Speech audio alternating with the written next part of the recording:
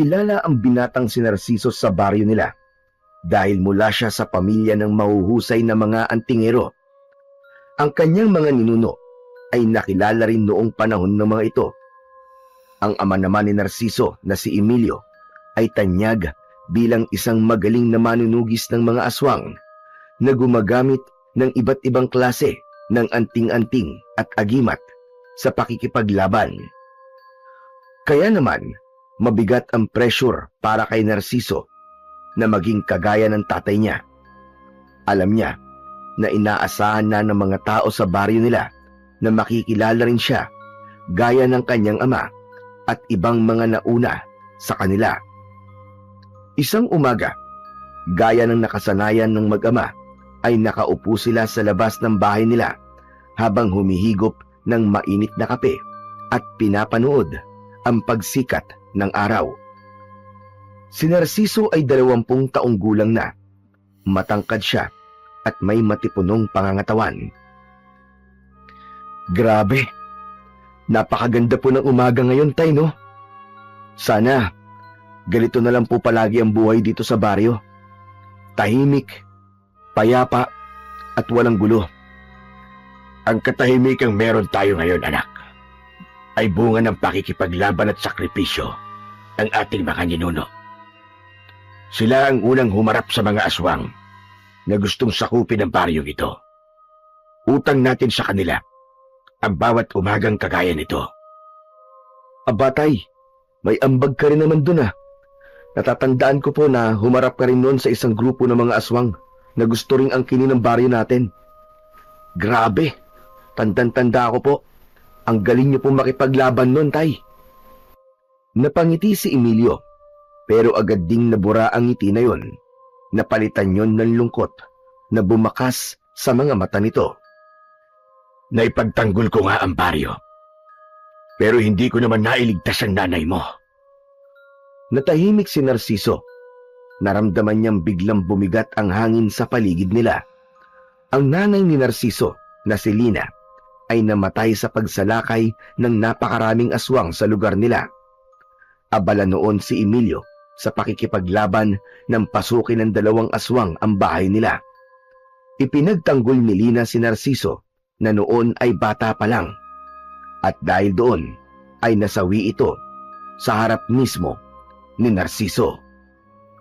Naalala mo, tay, tuwing ganitong umaga ay ginigising tayo ni nanay nun para sabay-sabay tayo mag-almusal.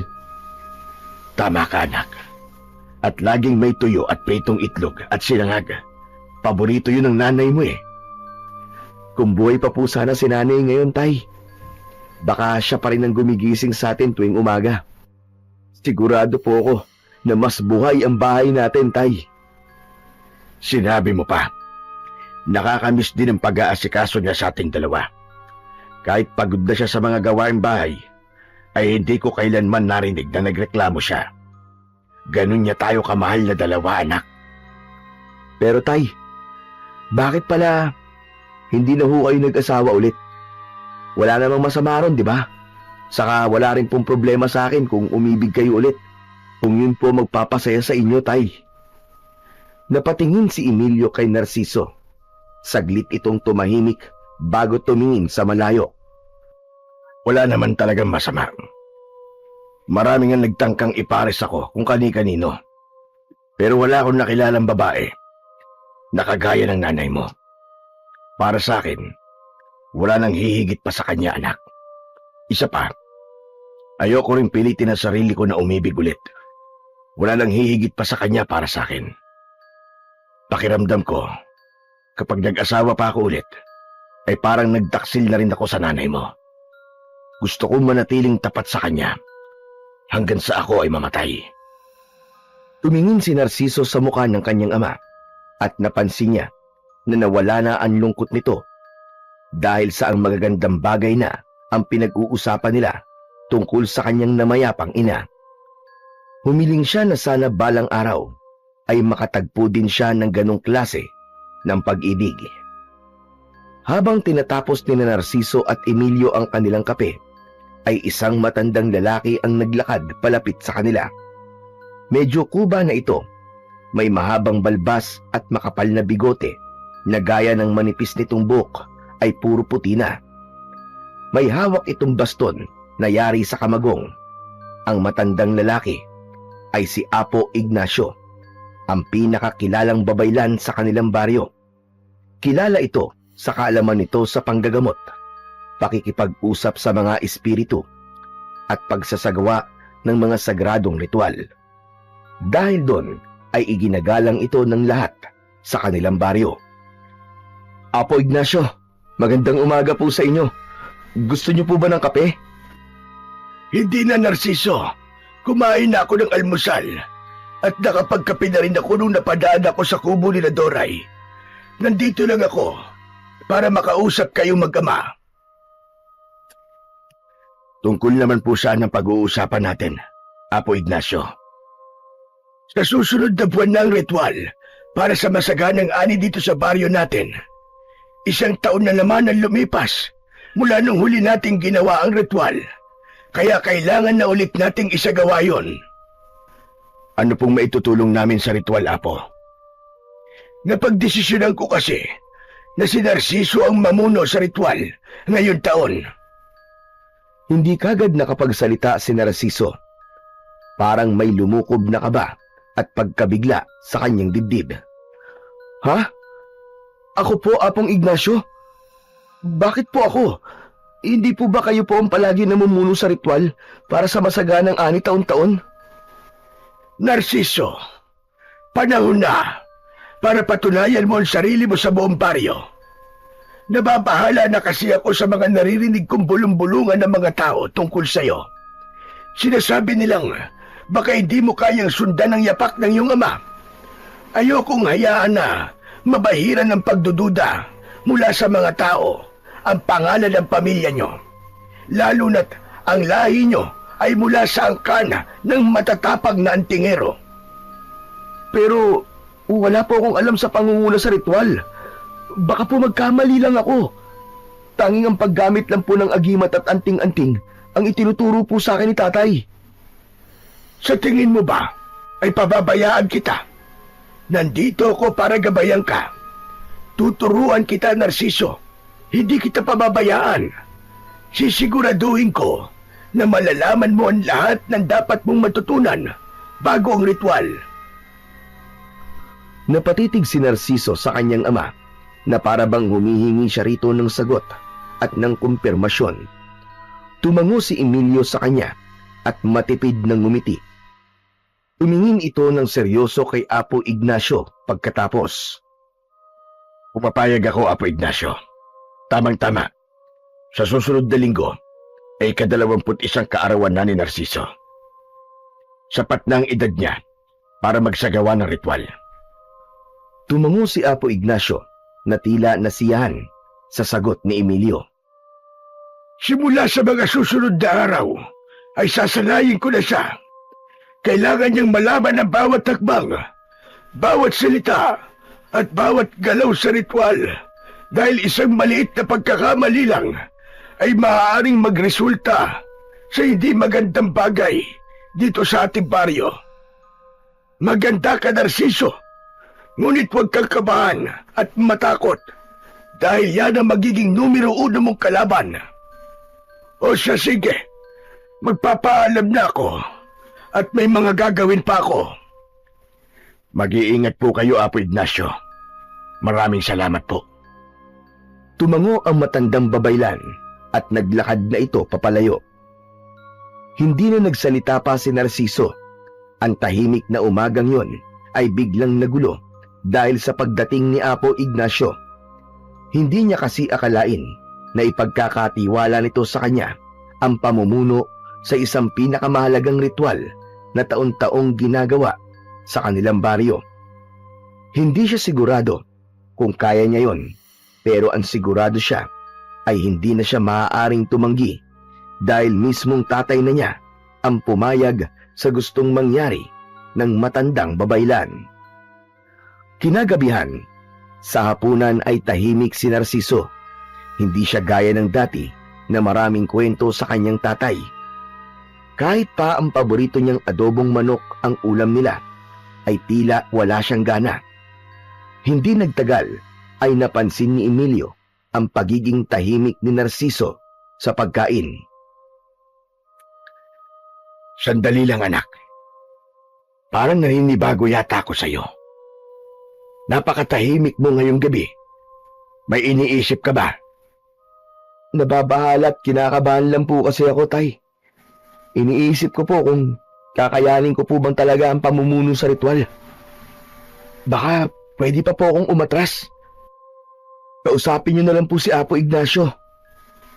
Hindi ka na pwedeng umatras, Narciso. Nakakahiya naman kay Apo Ignacio. Pinili ka niya. Ibig sabihin ay may nakita siya sa'yo na hindi niya nakita sa iba. Kung siya nga ay may tiwala sa'yo, dapat ikaw rin ay may tiwala sa sarili mo. Pero Tay, may tiwala naman po ako sa sarili ko eh. Pero hindi sa mga ganong bagay. Hindi sa pagsasagawa ng ritual. Wala po akong alam dun eh. Baka magkamali lang po ako at mapahamak pa ang buong baryo natin. Naiintindihan ko ang takot mo, anak. Kaya nga nandyan si Apo Ignacio para tulungan ka. Sa kanya na mismo nang galing natuturuan kanya at gagabayan. Hindi kanya ilalagay sa isang bagay na ikakapahamak mo, anak. Alam niyang handa ka at kaya mo mamuno sa ritual na yon. Muling natahimik si Narciso habang diretsong nakatingin sa mga mata ni Emilio. Totoo na may ilang nagsasalita tungkol sa iyo, anak. Ako mismo'y naririnig ko ang mga yon. May ilan na ikinukumpara ka sa akin. Alam kong hindi mo kailangan patunayan ang sarili mo sa kanila. Pero sa edad mo ngayon, magandang may isang bagay kang magagawa na may pagmamalaki mo. Hindi para lang sa iba, kundi para sa sarili mo. Bahagyang yumuko si Narciso sa sinabi ng kanyang ama. Maya-maya pa ay mahina siyang tumango kahit hindi pa rin buo ang loob. Ipinagpatuloy niya ang pagkain at paulit-ulit niyang inalala ang mga sinabi ng kanyang ama. Alam niya na sa pagkakataon na yon ay wala na siyang mapagpipilian kundi ang ihanda ang kanyang sarili para sa isang malaking ritual na kailangan gawin sa baryo nila taon-taon. Ng mga sumunod na araw, tuwing umaga, ay dumaraan na si Apo Ignacio sa bahay ni Narciso upang simulan ang pagsasanay sa kanya para sa gaganaping ritual. Sa ilalim ng malaking punong mangga sa bakuran nila, ay doon siya tinuruan ng matandang babaylan. Itinuro ni Apo Ignacio kay Narciso ang sayaw na siyang isinasagawa sa simula ng ritual para sa masaganang ani. Mabagal ang indak na may kasamang kumpas ng kamay at paa na isinasabay niya sa hampas sa tambol na pinatutugtog naman ni Apo Ignacio. Itinuro rin ito sa kanya ang mga sinaunang dasal sa lumang wika na tanging mga babaylan lang ang marunong. Sa una, palaging nagkakamali si Narciso. Nalilito siya sa mga hakbang ng sayaw at nauutal sa mga dasal. Ngunit naging matyaga si Apo Ignacio sa kanya. Hindi siya nito pinagalitan o hindi ito nagpakita ng pagkairita kapag paulit-ulit siyang nagkakamali. Habang lumilipas ang mga araw, ay naramdaman ni Narciso ang pagbabago sa kanyang sarili. Ang dating pagkailang sa pag-indak ay napalitan ng kumpiyansa at ang mga dasal na hindi niya nabibigkas ay nabibigkas na niya ng maayos at tama. Sa bawat pagtatapos ng kanilang pagsasanay sa isang araw, ay napapansin niya na mas tumitibay ang kanyang paniniwala na may kabuluhan ang ginagawa niya. Alam niya na kailangan maisagawa niya ng tama ang ritual dahil buong baryo nila ang makikinabang doon. Isang hapon, matapos ang pagsasanay, ay kapwa pawisan sina Narciso at Apo Ignacio. Nangingintab ang balat ni Narciso ng dahil sa pawis, ngunit may bakas ng ngiti sa kanyang muka. Maya-maya pa ay dumating ang tatay niyang si Emilio na may dalang isang tray na may nakalagay na 2 baso ng malamig na tubig at pritong saging na saba. Inilapag nito yon sa lamesang gawa sa kawayan sa tabi ng bahay. Magmerienda na muna kayo. Alam kong pagod na kayong dalawa. Lumapit sina Narciso at Apo Ignacio upang uminom at kumain. Kumusta na pala ang pagsasanay nyo, Apo Ignacio? Maayos naman ang lahat. Sa totoo lang, bilib ako sa anak mo. Mabilis niyang nakuha ang sayaw pati ang dasal. Mukhang handang-handa na siya para sa ritual, para sa masaganang ani. Maraming salamat po sa paggabay niyo sa anak ko, Apo Ignacio. Malaking bagay po ito sa kanya. Ginagampanan ko lamang ang tungkulin ko, Emilio. Pero kung gugustuhin ni Narciso, pagkatapos ng ritual, ay ituturo ko pa sa kanya ang iba ko pang nalalaman. Tumingin si Emilio sa anak niyang si Narciso. Gusto mo ba yon, anak? Opo, payag naman po ako, Tay. Sa totoo lang po nagugustuhan ko na po ang pagbibitaw ng dasal. Nakakamangha nga po na sa simpleng mga salita lang ay nakakagawa ang mga yon ng kakaiba at pambihira. Gusto ko pa pong matuto, lalo na ng iba pang mga ritual at dasal. Alam mo, Narciso, matanda na ako. Bilang na lang ang taon na nalalabi sa buhay ko. Kaya gusto kong may magmana na kaalaman ko. At sa lahat ng mga kabataan sa baryo natin, ikaw ang nakikita kong karapat-dapat. Maraming salamat po, Apo Ignacio. Isang malaking karangalan po yon para sa akin.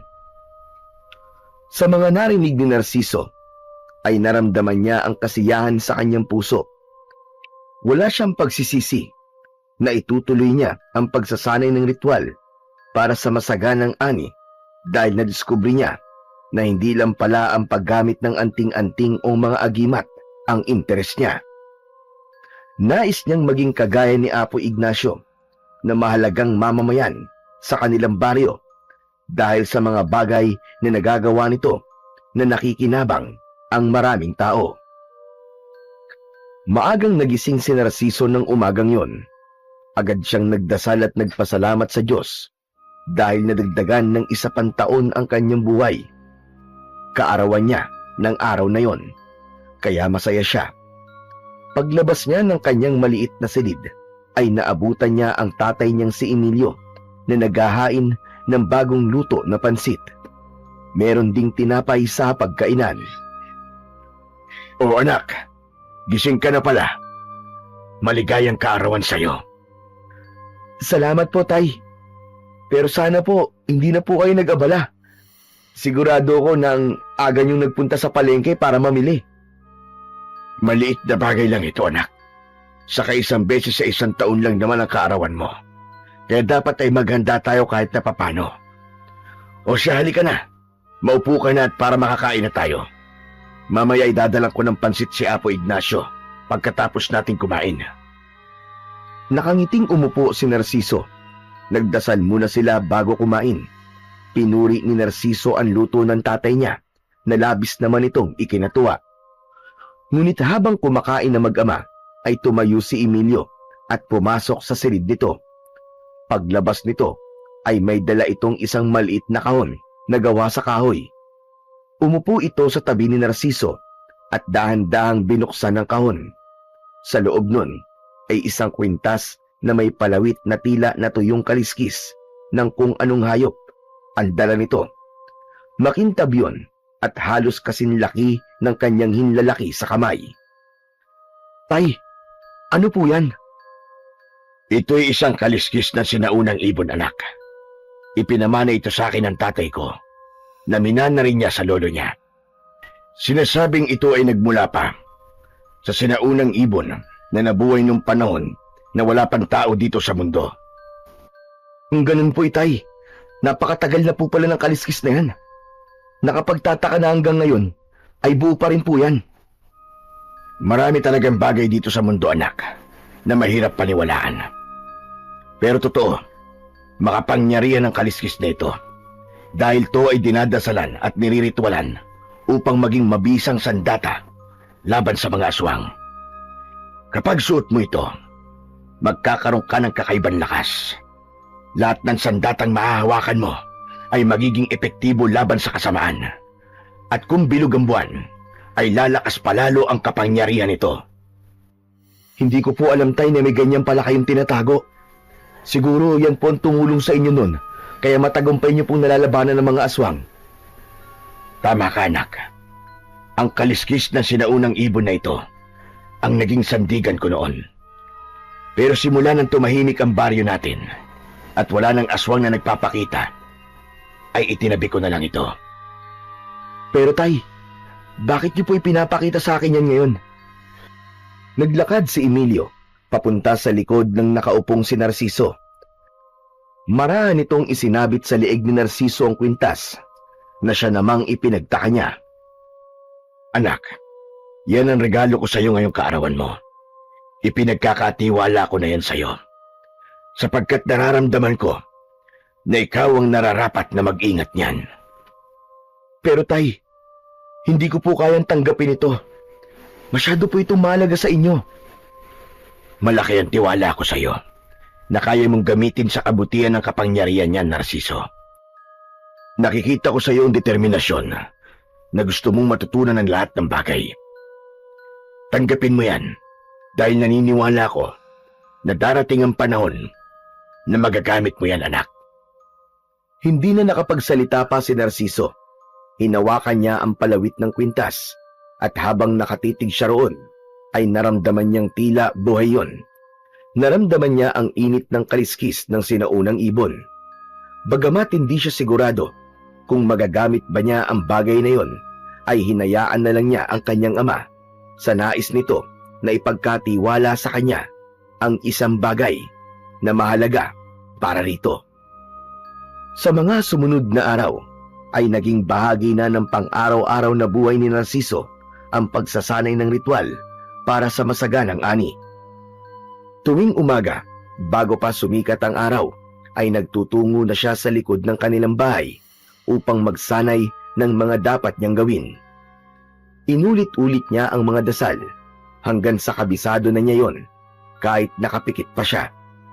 Maging ang sayaw para sa ritual ay kinakabisado niya ng gusto. Hanggang sa dumating na ang gabi ng pagsasagawa ng ritual.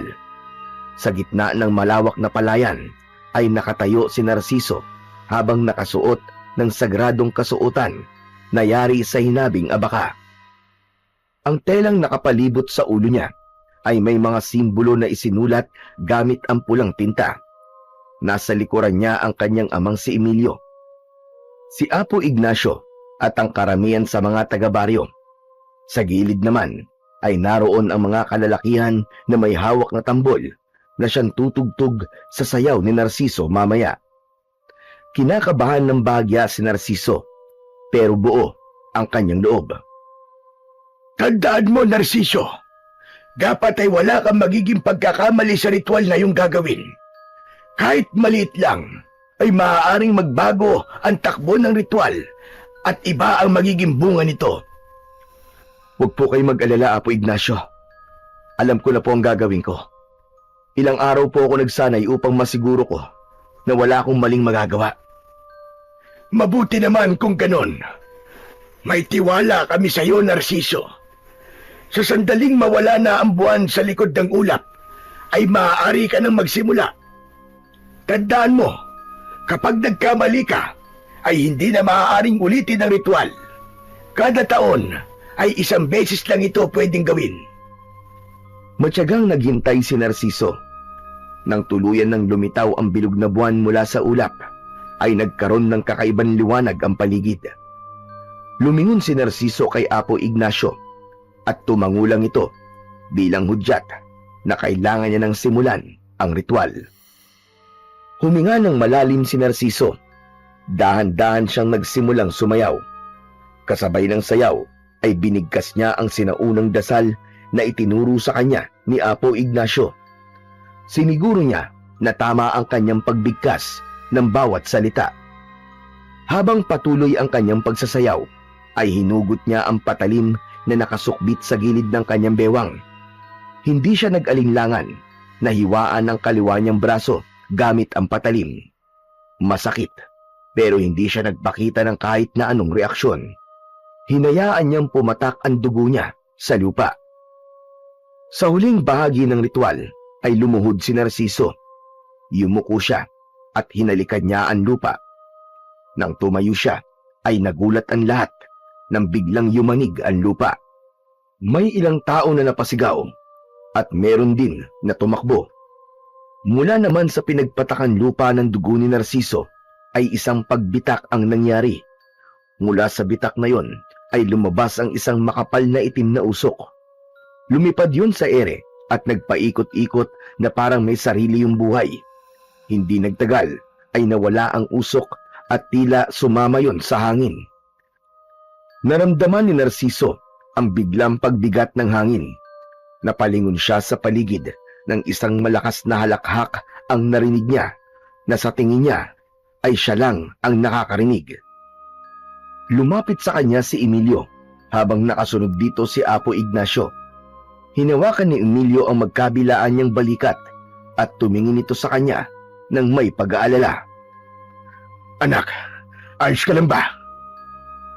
Ayos lang po ko, Tay.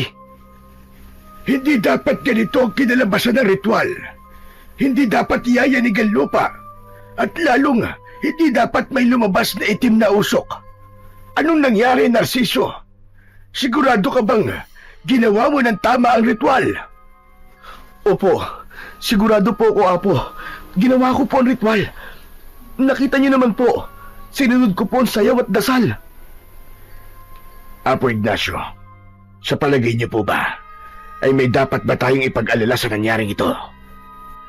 Hindi ko pa alam, Emilio. Pero sa ngayon, magdasal tayo na sana'y tama ang ritual na naisagawa ni Narciso. Baka naman, iba lang ang anyo ng tugon sa ritual ngayong taon. Hindi natin tiyak. Ang mabuti pa, umuwi na muna tayong lahat.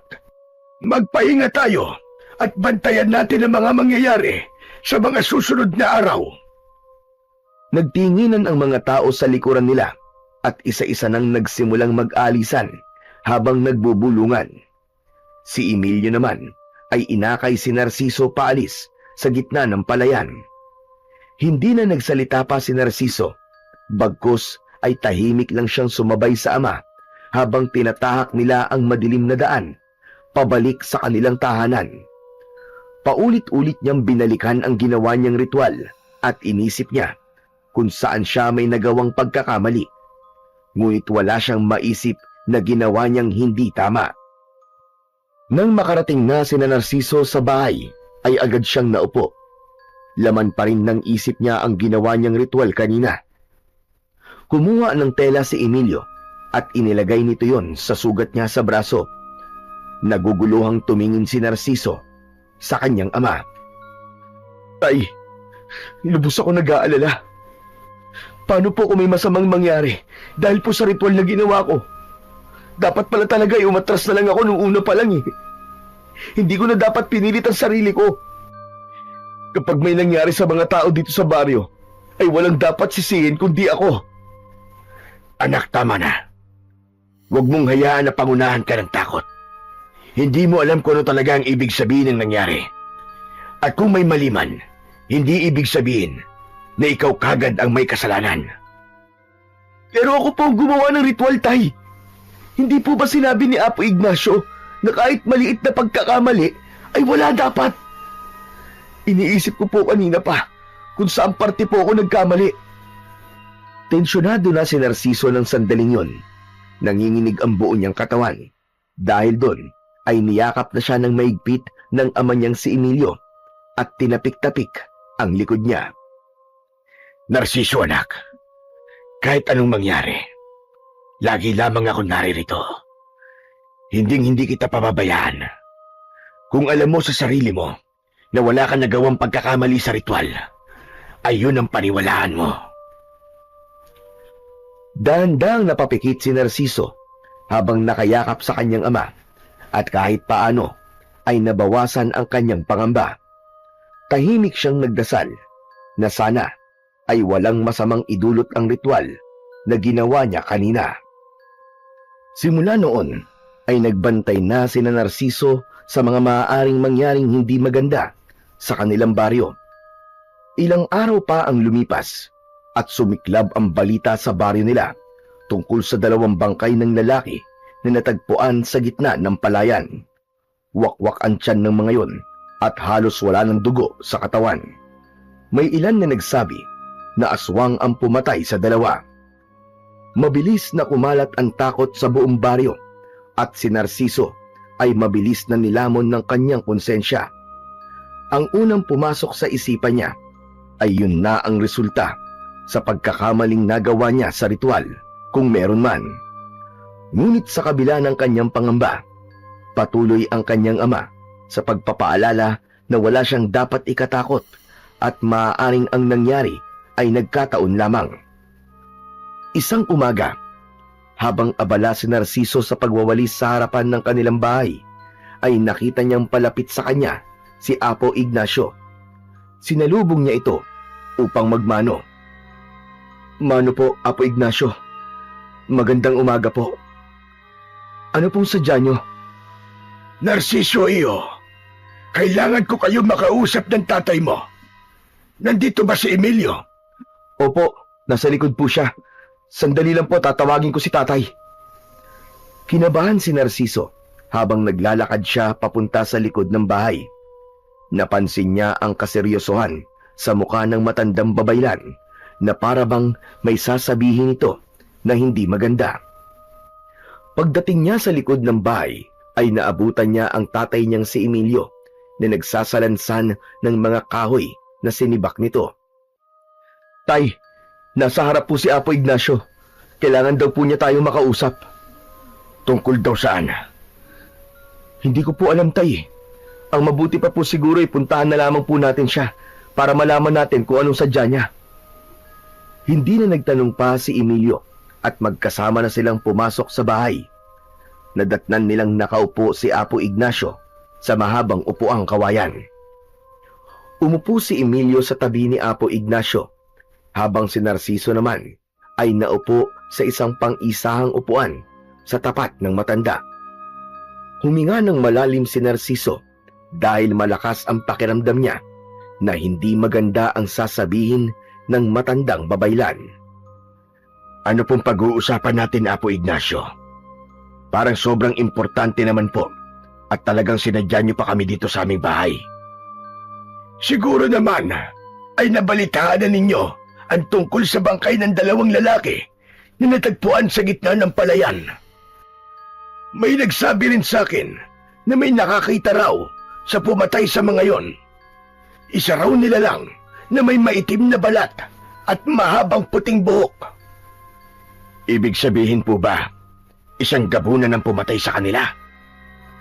Tama ka, Emilio. At sigurado kung si Magat ang gabunan na yon. Narinig na ni Narciso ang pangalan na yon sa kanyang pagkakatanda. Ang gabunan na si Magat ay ilang taon nang naggasik ng lagim at takot sa kanilang baryo. Ngunit matagal na itong napatay, kaya naintindihan niya kung bakit bagyang natawa ang tatay niya sa sinabi ni Apo Ignacio. Imposible naman po yata ang sinasabi niyo. Matagal nang patay si Magat. Pinatay siya ng mga ninuno namin, hindi po ba? Alam ko, Emilio. Pero muling nabuhay si Magat dahil sa ritual na isinagawa ni Narciso. May mali sa dasal o sayaw niya. Hindi ko pa rin alam kung alin doon. Pero sigurado ko na dahil sa pagkakamaling yun, ay bumangon sa lupa ang kaluluwa ni Magat. At ngayon, mukhang may sinapian siyang katawan ng isang tao upang magkaroon siya ng pisikal na kaanyuan. Parang binuhusan ng malamig na tubig si Narciso habang naririnig ang mga salitang yon ni Apo Ignacio. Sinasabi ko na nga ba eh, may masamang nangyari dahil sa pagkakamali ko sa ritual. Ako may kasalanan ng lahat ng ito.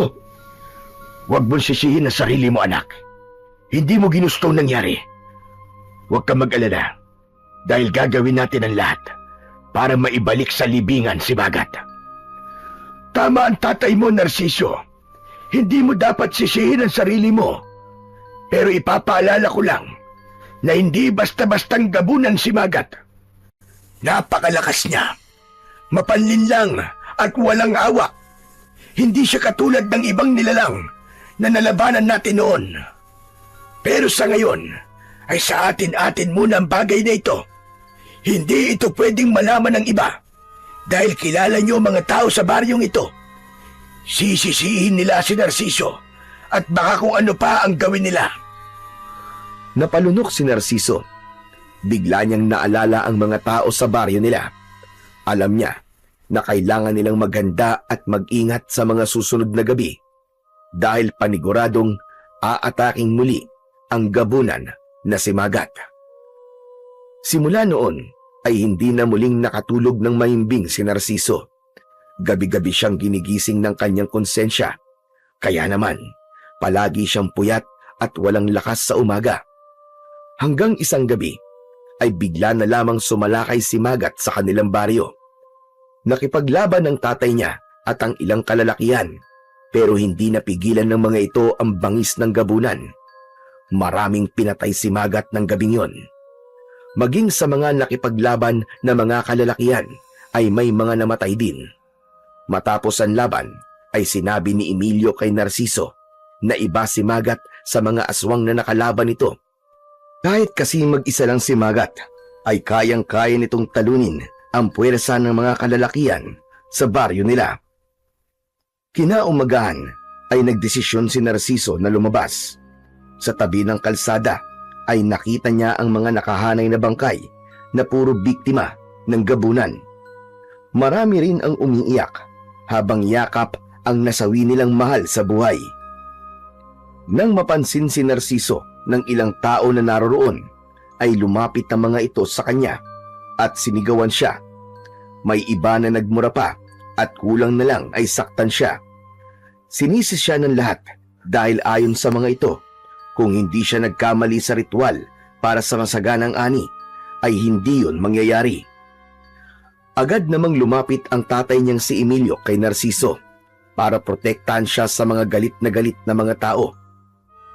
Dinala siya nito sa loob ng kanilang bahay at isinarado nito ang mga bintana at pinto.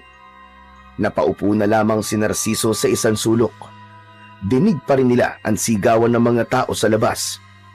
Lumapit si Emilio sa kanya at ipinatong nito ang kamay nito sa balikat niya. Naluluwang napatingin si Narciso sa kanyang ama. Huwag ka na munang lalabas ng bahay, Narciso. Galit pa sa iyo mga tao. Hayaan mo muna silang kumalma. Ako na ang kakausap sa kanila at ipapaliwanag ko na hindi mo ginustong nangyari. Bibigyan natin ito ng solusyon, anak. Akong bahala. Anong solusyon, tay? Patay na ang ilan sa mga tao dito sa atin. At yun ay dahil sa kapabayaan ko. Ako ang may kasalanan.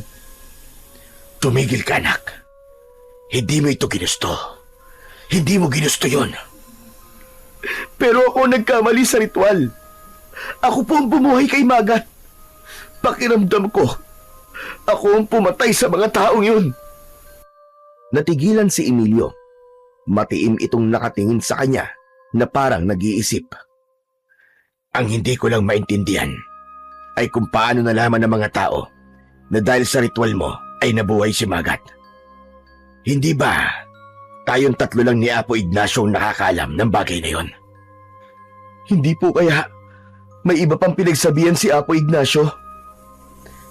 Imposible. Hindi niya sasabihin sa iba ang ganung bagay. Lalo na't gaya ko ay nais ka rin niyang protektahan. Marahil ay may nakarinig nung nag-uusap tayo nang hindi natin alam. Nang sandaling yon ay parang nabingi na si Narciso sa sigawan ng mga tao sa labas. Parang gusto na lang niyang maglaho na parang bula. Pakiramdam niya ay walang kahit na anong salita ang makakapawi ng labis na konsensyang nararamdaman niya ng mga oras na yon. Kinagabihan, habang tahimik ang kapaligiran, ay hindi makatulog si Narciso. Paulit-ulit na bumabalik sa isip niya ang paninisi ng mga tao sa kanya. Ayaw siyang patahimikin ng kanyang konsensya hanggang sa isang desisyon ang bigla na lamang pumasok sa isip niya. Bumangon si Narciso at kinuha niya ang isang lumang backpack. Binuksan niya ang kanyang aparador at kumuha siya ng ilang damit doon. Maayos niyang inilagay ang mga damit sa bag. Bago siya lumabas ng kanyang kwarto, ay hinawakan niya ang kwintas niya na may palawit na kaliskis ng sinaunang ibon. Yun lang kasi ang bagay na pagmamay-ari ng tatay niya na madadala niya sa plano niyang paglalayas. Matapos yun, ay lumabas na si Narciso ng bahay nila habang natutulog ang kanyang ama. Nagsimula siyang maglakad ng walang tiyak na direksyon. Ang tanging nasa isip niya lang ay ang makalayo sa baryo nila at magsimula ng panibagong buhay sa ibang lugar. Naniniwala siya na habang naroroon siya ay mas mahihirapan ang mga tao na makausad mula sa sakit ng pagkawala ng mga mahal sa buhay ng mga ito. Nang abutan siya ng umaga sa paglalakad, ay halos hindi na niya maramdaman ang kanyang mga paa. Pawisan, madungis at gutom na si Narciso, pero hindi siya huminto. Sa bawat hakbang niya ay parang tinutunaw ng matinding sikat ng araw ang lakas niya, pero alam niya na walang-wala ang hirap na nararanasan niya sa hirap at sakit na nararanasan ng mga tao sa baryo nila dahil sa kanyang pagkakamali. Matindi pa rin ang sikat ng araw nang marating ni Narciso ang isang maliit na baryo. Halos hindi niya na maigalaw ang mga binti sa tindi ng pagod at gutom niya. Sa isang kanto ay may nakita siyang isang maliit na karinderya. Napalunok siya nang makita niya ang mga ulam na tinitinda doon, pero alam niyang hanggang tingin lang siya dahil wala siyang dalang pera. Nang lumapit sa kanya ang tindera, ay tinanong siya nito kung ano ang bibili niya at hindi agad siya nakasagot. Ate, pwede po ba akong makiinom ng tubig? Tumangulang ang babae at agad naman siya nitong binigyan ng isang baso ng tubig. Mabilis na naubos ni Narciso ang tubig at bago siya umalis ay nagpasalamat siya sa tindera. Pagsapit ng dapit hapon, ay unti-unti nang nilamon ng dilim ang langit. Dumaan si Narciso sa isang masukal na daan sa pagitan ng dalawang baryo. Tahimik ang buong paligid at tanging yabag lang niya ang kanyang naririnig. Hanggang sa may sumulpot mula sa likod ng puno na dalawang lalaki. Natakot siya dahil isa sa mga ito ay may dalang patalim. Humarang agad ang may dalang patalim kay Narciso. Mga kuya, huwag niyo po akong sasaktan. Dadaan lang naman po ako. Hindi ka masasaktan kung susundin mo ang gusto namin. Ibigay mo sa amin yung bag mo at kung ano pang mga dala mo. Damit lang po ang laman ito. Heh, sinungaling ka. Malamang may pera sa loob niyan. Amin na yan. Agad na inagaw ng isa ang bag mula sa balikat ni Narciso. Nang maalis yun sa katawan niya, ay hinila niya yon pabalik. Damit lang sinabi laman ito eh. Kung damit lang, bakit hindi mo mabitawan? Parang awa niyo na po. Ito na lang po ang meron ako. Pero hindi pinakinggan ng mga lalaki si Narciso. Itinulak siya ng isa at sinuntok sa tiyan. Napaluhod siya sa sakit, pero muli siyang tumayo at hinabol ang lalaking may tangay sa kanyang bag. Humarap ito sa kanya at binigwasan siya ng suntok sa muka. Gumanti siya ng suntok, pero sa hangin yun tumama. Nang tadyakan siya ng isang lalaki sa likod, ay padapa siyang natumba sa putikan. Akmang tatayo pa sana siya, pero pinagtulungan siyang sipain ng dalawang lalaki ng paulit-ulit. Tinamaan siya sa iba't ibang parte ng kanyang katawan. Hanggang sa hindi na kinaya ng katawan ni Narciso ang lahat. At nang malakas siyang sinipa sa muka, ay tuluyan nang nagdilim ang kanyang paningin at nawala na siya ng ulirat. Nang magising si Narciso, ay madilim pa rin ang paligid. Pilit siyang tumayo kahit nanginginig pa ang kanyang mga tuhod at masakit ang buong katawan niya. Marahan siyang naglakad upang maghanap ng maaari niyang masilungan. Hindi siya huminto sa paglalakad hanggang sa sumapit na ang umaga. Muling nakarating si Narciso sa isang panibagong baryo. Dahil sa labis na pagod ay nagdesisyon siya na ihinto na ang kanyang paglalakad at sa baryong yun na lamang manatili. Sa tindi ng gutom na nararamdaman niya ay napilitin siyang humingi ng barya sa mga taong dumadaan. Iba't ibang tingin ang natatanggap niya mula sa mga tao. May mga naaawa at meron din naman na tila natatakot sa kanya. Pagsapit ng gabi ay natulog si Narciso sa labas ng isang nakasaradong tindahan. Pinagkasya niya ang sarili sa upuan doon na gawa sa kawayan. Sa loob lamang ng 1 linggo, si Narciso na dating may maayos na buhay ay naging isa ng palaboy sa baryo na yon. Walang nakakakilala sa kanya at ang tangi niyang ginagawa para makakain ay ang manghingi. Alam niya na napakalayo na ng buhay niya sa baryong yun sa dating niyang buhay, pero naisip niya na baka yun na ang kabayaran sa pagkakamaling nagawa niya. Isang umaga, nakatulala si Narciso habang naglalakad sa gilid ng kalsada. Punit ang kanyang damit na may bahid ng natuyong dugo at putik. Bakas ang gutom, uhaw at kawalan ng direksyon sa kanyang muka. Sa kanyang paglalakad ay may nakasalubong siyang 3 batang lalaki. Tinawanan siya ng mga yon at tinawag siyang mabahong palaboy. Masakit yun para kay Narciso, pero hindi na siya umimik dahil yun naman ang katotohanan. Hanggang sa isang lalaki ang lumapit sa kanila. Matangkad ito at kayumanggi ang balat. May bitbit ito na tinapay at soft drinks na nakalagay sa plastic na may straw. "Hoy! Pambihira to mga bata na to! Tumigil na nga kayo! Para kayong hindi tinuturuan ng magandang asal ng mga magulang nyo ah! Umuwi na nga kayo sa bahay nyo! Mga bastos!" Nagsitakbuhan kagad ang mga bata at iniwan si Narciso na nakayuko sa harap ng lalaki. Lumapit ang lalaki sa kanya at iniabot sa kanya ang tinapay at soft drinks. "Oh, sa'yo na to. Kainin mo at mukhang gutom na gutom ka na eh." Walang pagdadalawang isip na kinuha ni Narciso ang ibinigay ng lalaki. Salamat. Talagang gutom na ako. Hulog ka ng langit.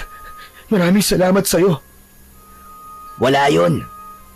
Ilang araw na kasi kitang nakikitang palakad-lakad dito sa lugar namin. Saan ka ba talaga nakatira?"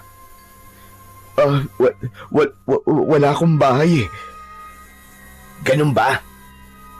Ako nga pala si Elias. Ikaw, anong pangalan mo?" Ako si Narciso." "O sige, Narciso. Mag-iingat ka, lalo na't sa labas ka yata natutulog." "Saan ako dapat mag-ingat?" "May gumagalang mga aswang dito sa baryo namin eh. Biglaan sila kung umatake, kaya walang nakakaalam kung kailan sila darating. Kaya tuwing gabi, kung mapapansin mo, ay maaga nagsasarado ang mga bahay dito at wala lang taong nasa labas." Pagkasabi ni Elias nun, ay naglakad na ito palayo. Naiwan si Narciso na hawak pa rin ang tinapay at inumin. Nanginig ang kamay niya, hindi lang dahil sa gutom, kundi dahil na rin sa takot. Muling bumalik sa alaala niya ang gabunan na nabuhay dahil sa maling ritual na nagawa niya. Tila kahit saan siya magpuntay, sinusundan siya ng bangungot na siya rin mismo ang lumikha. Isang gabi, nakakita si Narciso ng isang kulungan ng baboy sa likod ng isang bahay. Dahil walang nakakulong na baboy doon, ay nagdesisyon siya na doon na magpalipas ng magdamag. Humiga siya sa malamig na sahig at agad na pumikit. Ngunit wala pang 1 minuto ay bumukas din ang mga mata niya nang makarinig siya ng mga taong nagsisigawan sa hindi kalayuan. Grabe naman, gabing-gabi na pero may nag-aaway pa rin. Akala ko ba, ang sabi ni Elias wala ng tao sa labas kapag ganitong oras. Ngunit nang maalala ni Narciso ang sinabi ni Elias na may umaataking mga aswang sa baryo na yon ay napabalikwas siya ng bangon. Tumayo siya at lumabas ng kulungan ng baboy. Naglakad siya patungo sa gilid ng kalsada at nagtago siya sa likod ng isang puno. Mula roon ay nakita ni Narciso ang dalawang nilalang na may mahahabang kuko. Matatalim ang mga mata, matutulis ang mga ngipin, at mukhang hindi niya maintindihan kung halimaw o sa demonyo.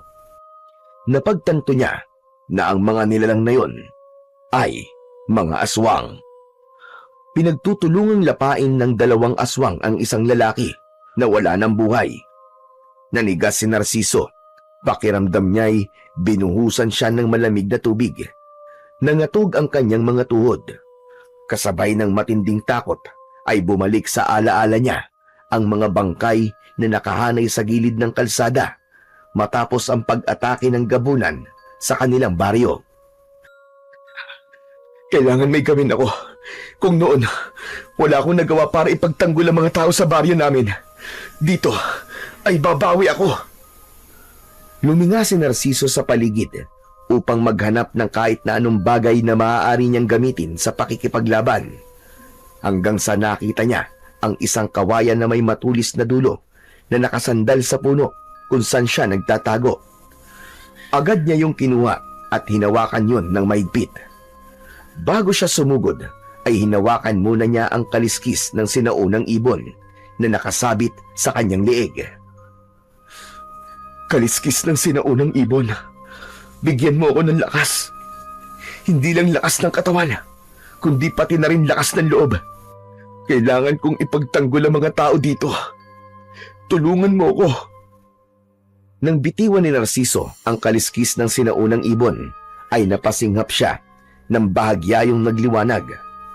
Kasunod nun ay naramdaman niya ang pagdaloy ng kakaibang lakas sa buo niyang katawan. Pakiramdam niya ay may rumaragas ang lakas sa mga ugat niya.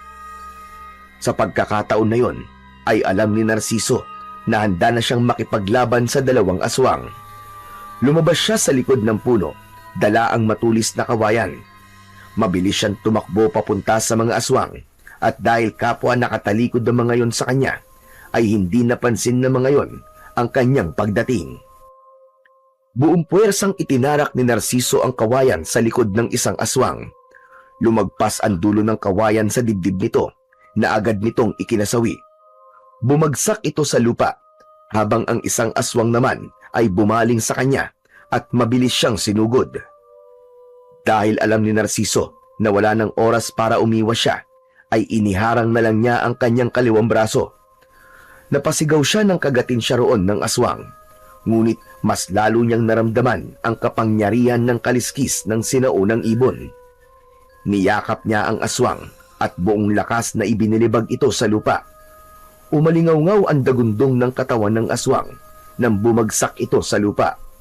Walang pag-aalinlangan na itinarak ni Narciso ang matulis na kawayan sa mismong bunganga ng aswang. Pumalag pa ito ng ilang segundo bago tuluyang mamatay. Hingal na hingal si Narciso. Pawisan, duguan ang braso at nanginginig ang mga tuhod niya.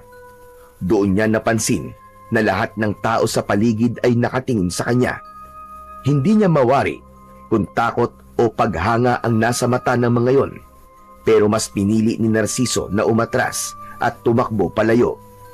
Bumalik siya sa kulungan ng baboy at naupo siya sa gilid. Totoo ba yung nagawa ko kanina? Nakapatay ako ng dalawang aswang sa isang gabi. Totoo nga ang sinabi ni tatay. Talagang may kapangyarihan ng kaliskis ng sinaunang ibon na to. Pero sayang, kasi hindi niya nakita ang pagpatay ko dun sa dalawang aswang. Kung nakita niya sana yon, sigurado ako na sobra niya akong ipagmamalaki. Isang malalim na buntong hininga ang pinakawalan ni Narciso.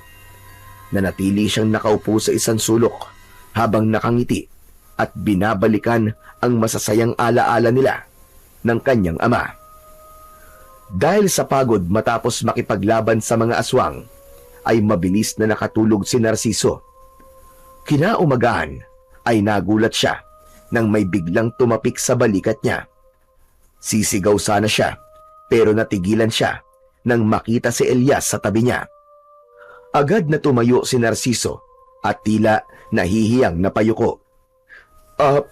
Elias, anong ginagawa mo rito? Hinahanap talaga kita. May nagsabi sa akin na dito ka raw pumunta kagabi matapos mong patayin yung 2 aswang. Kung ganun, nakita mo pala yung ginawa ko kagabi. Hindi, pero may mga nagsabi sa akin sa nangyari kagabi. Ang kwento nila may isang palaboy daw na biglang lumitaw at nilabanan at pinatay yung 2 aswang. Ikaw lang naman ang kakilala kong palaboy dito Kaya kahit hindi ko nakita, alam ko na kagad na ikaw yun. Sa bagay, tama ka naman. Kahit ako, wala akong ibang nakikitang palaboy dito kundi ako lang. Alam mo, Narciso, humahanga ako sa'yo. Ang tagal nang inaatake ng aswang ang baryo na to, pero walang nagkaroon ng lakas ng loob na lumaban. Lahat kami dito ay takot sa mga aswang. Alam mo bang malaking bagay ang ginawa mo? Baka kasi dahil sa ipinakita mong tapang, ayun na maging simula ng pagkakaroon ng lakas ng loob ng mga tao dito. Para hindi na kami nagtatago at tumatakbo lang kapag may aswang. Elias, ginawa ko lang naman ang nararapat. Kahit dahil lang ako rito, hindi ko kayang pumikit na lang at hayaan na may mapatay yung mga aswang na yun. Napangiti si Elias sa sinabing yun ni Narciso. Dahil sa ginawa mo kagabi, gusto kong bumawi sa'yo. Elias, kahit isang supot ng tinapay at tubig lang, masaya na ako. Higit pa ron ang nararapat para sa'yo. Gusto kitang kupkupin kahit pansamantala lang. Wala rin naman akong kasama sa bahay At bilang kapitan ng baryong to, ay obligasyon ko ring tulungan ang unang taong naglakas loob na labanan ng mga aswang. Kapitan? Ikaw pala ang kapitan ng baryong ito? Oo, bakit? Hindi ba halata? Sa totoo lang, hindi. Parang ang bata mo pa kasi para maging kapitan. Pero sigurado ka ba talaga? Papayag kang patirahin ako sa bahay mo kahit isa lamang akong palaboy? Kapag may bahay ka na, hindi ka na palaboy, di ba? Pero Elias, hindi mo pa ako kilala. Malay mo, masamang tao pala ako. Bagyang natawa si Elias at umiling. Kung masama kang tao, pinatulan mo na sana yung mga batang nanunukso sa'yo nung isang araw at hindi mo na sana nilabanan yung mga aswang. Alam mo, ang dami mo pa't sinasabi. Papayag ka ba o hindi? Aba, syempre, papayag ako. Grasya na lumalapit sa akin Saka, hirap na talaga ako matulog sa kung saan-saan. Napangiti si Narciso sa labis na kasiyahan. Magaan ang loob niya kay Elias, kaya alam niya na nasa mabuti siyang mga kamay. Nauna na siyang lumabas ng kulungan ng baboy, pero napahinto siya nang makitang hindi umaalis si Elias sa loob ng kulungan. O ayan, ayusin mo na yung mga gamit mo. Kung meron ka mang gamit, kumain ka na muna, tapos sumama ka sa akin. Welcome ka sa bahay ko. Hindi makapagsalita si Narciso sa sobrang tuwa. Napayuko na lang siya at napalakas ang kanyang buntong hininga. Isang bagay na matagal niya nang hindi nararamdaman. Ang pag-asang may tahanan na siyang babalikan. Oh, bakit nandiyan ka pa rin? Akala ko ba pupunta na tayo sa bahay mo? Wala ka bang kahit na anong gamit? Wala. Ninakaw ng 2 lalaki habang naglalakad ako Lumabas na si Elias sa kulungan ng baboy at lumapit kay Narciso. Kahit damit, wala ka? Yun na nga lang sana ang meron ako Pero ninakaw pa rin. Oo nga pala. Meron akong damit. Itong suot ko. Napailing si Elias, pero may bahagyang ngiti sa kanyang muka. Huwag kang mag-alala. May ilang damit pa naman ako nakatago na mukhang kasya naman sa'yo. Ibibigay ko na lang yun ng mga yun sa'yo. O tara na, para makapagpahinga ka na rin ng maayos, saka para malinis at malagyan na rin ng gamot yung mga sugat mo. Maraming salamat, Elias ha. Kapitan Elias pala.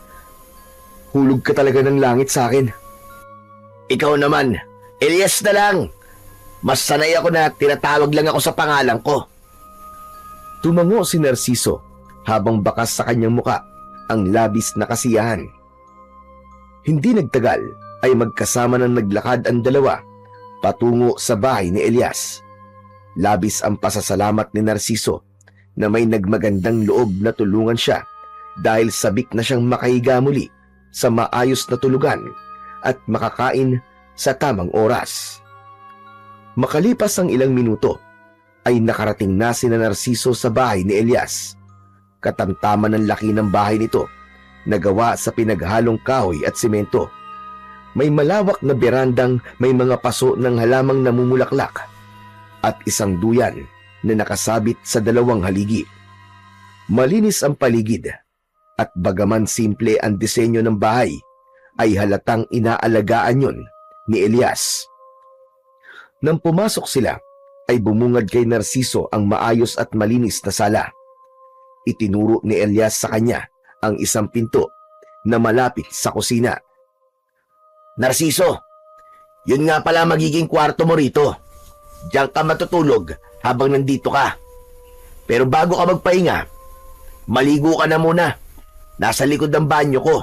May tuwalya doon. Yun na lang ang gamitin mo. Maraming salamat talaga, Elias ha. Hindi ko akalain na mangyayari to sa akin sa lugar na to.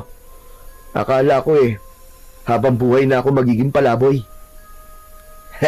Wala ka naman. Ang mga kagaya mo ang karapat-dapat na tinutulungan. Oo nga pala, habang naliligo ka, ay ilalabas ko na rin yung mga damit na pwede mo magamit. Muling nagpasalamat si Narciso kay Elias. Matapos yun, ay nagtungo na siya sa kusina at lumabas sa pinto doon. Nakita niya ang banyo sa likod ng bahay. Nang makapasok siya roon, ay napangiti siya nang makita ang isang drum ng tubig. Meron din doon shampoo, sabon at batong panghilod. Masaya siya dahil sa wakas, makalipas ang mahigit 1 linggo, ay makakaligo na ulit siya. Simula noon, ay nagbago na ang buhay ni Narciso sa baryong yun sa tulong ni Elias. May maayos na siyang higaan at kumakain na ulit siya ng 3 beses sa isang araw. Malinis na ang kanyang katawan at may pamalit na rin siyang mga damit. Ipinakilala din siya ni Elias sa mga tao sa baryo na nagpabago sa tingin ng mga tao sa kanya. Mula sa pagiging isang kinatatakutang palaboy, ay naging kilala siya bilang tagapagtanggol ng baryo mula sa mga aswang. Marami ang humanga sa kanya at taus-pusong nagpapasalamat dahil sa tapang na ipinakita niya sa pagpatay sa 2 aswang. Nalaman din ni Narciso mula kay Elias na hindi lang ang 2 aswang ang umaatake sa baryo na yun. Ayon dito, ay marami pang aswang ang naghahasik doon ng lagim at takot. Sa nalaman na yun ni Narciso, napagtanto niya na hindi pa pala tapos ang laban niya sa mga aswang sa baryo na yun. Ngunit naniniwala siya na habang nasa kanya ang kaliskis ng sinaunang ibon, ay hindi siya matatalo sa kahit na anong labanan. Isang tahimik na gabi, habang nakahiga si Narciso sa papag, ay nagulat siya nang biglang may nagsigawang mga tao sa labas. May mga nagmamakaawa at meron ding humihingi ng saklolo. Bumangon siya at sa paglabas niya ng kwarto, ay sakto na lumabas din si Elias sa kwarto nito. Nagkatinginan sila at kapwa may kaba sa kanilang mga muka. Mukhang may umaatake na namang mga aswang. Ako nang bahala sa kanila, Elias. Hindi na nag-aksaya pa ng oras si Narciso. Mabilis siyang nagtungo sa kusina at kinuha ang isang matalim na itak na nakasabit sa dingding. Bumalik siya sa sala at doon ay mahigpit niyang hinawakan ang kaliskis ng sinaunang ibon. Pumikit siya at kinausap niya yon. Kaliskis ng sinaunang ibon.